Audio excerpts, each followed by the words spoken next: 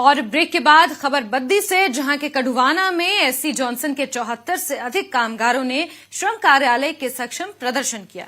कामगारों का कहना है कि उद्योग ने बिना किसी नोटिस के तालाबंदी कर दी। जब 1 सितंबर को कामगार कंपनी पहुंचे तो नोटिस बोर्ड पर नोटिस चिपका था कि उद्योग बंद हो गया है।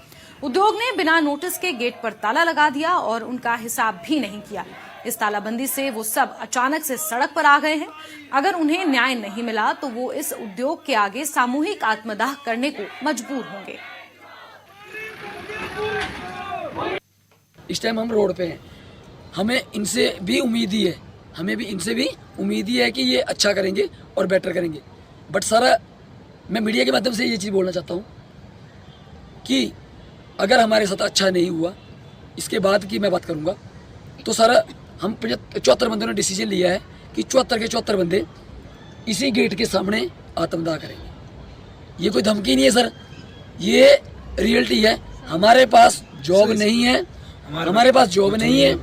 और मैं बाकी बंदों से भी चाहूँगा, आप इनकी भी ले सकते हैं बातचीत, कि हमारे पास आत्मदाह के अलावा हमारे पास कोई ऑप्शन नहीं है। हमने जिंदगी लगा दी यहाँ 5 साल से लेके 26 साल तक। यार रातों रात हमारा काम किसी और को दे दिया, ये कौन सा न्याय है?